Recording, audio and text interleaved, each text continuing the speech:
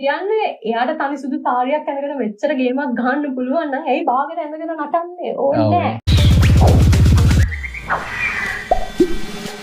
නන්දාමාලිනී මහත්මියගේ මෙහෙවර.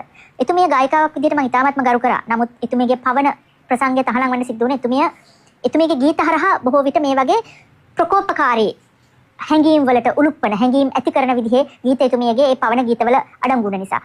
ඒ වගේම අර ජදබිම් බැද විලංගුලා මගේ පුතා රැගෙන යන්න ඒ වගේ ගීත පවා එතුමිය කිව්වේ. ගුණදාස කපුගේ පවා එක්තරා ආකාරයකට ඒ වගේ ගීත කිව්වා. ඒවා තමයි සරසවි සිසුන් අතර ඉතාමත්ම ප්‍රචලිත වුණේ. ඉතින් මම ඔබෙන් එක ප්‍රශ්නයක් අහනවා. ඔබ විශ්වවිද්‍යාලයට ඉගෙන ගන්න නම් විශ්වවිද්‍යාලයේ ඉගෙන ගැනීමේ කාර්ය හරියට කරා නම් ඔබට යදමින් බැද විලංගු දානවද? ඔබට යදමින් බැද විලංගු දාන්න සිද්ධ වුණේ. නන්දාමාලිනී මහත්මිය කියලා කියන්නේ මගේ කතාව විරෝධය. මම ඇත්තටම North Product young MA ඒගොල්ලන්ව ගොඩක් අහනවා. හරිද? ඒ වුණාට මම ෆලෝ කරන්නේ නන්දාමාලිනී මහත්මියව.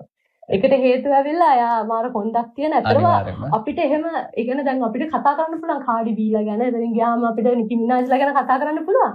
නමුත් අපිට අපේ රටේම ඉන්නවා මාර එක්සැම්පල්. ඔව් අනිවාර්යයෙන්. ඒ කියන්නේ නන්දාමාලිනී මහත්මිය කියලා කියන්නේ අර භීෂණ කාලේ ඒ කියන්නේ එයා රජය තහනම් කරන ඇල්බම් එකක් එයා එළියට දානවා. ඉතින් එයා හිතන්න කොහොම කොන්දක් කියනවා. ඉතින් මම ඒගොල්ලෝ දැන් කතා කරන්නේ ඔය තියෙනවා මං කියන්නේ එයාට තනි සුදු සාරියක් ඇඳගෙන මෙච්චර ගේමක් ගහන්න පුළුවන් නම් ඇයි බාගෙට ඇඳගෙන නටන්නේ ඕනේ නැහැ.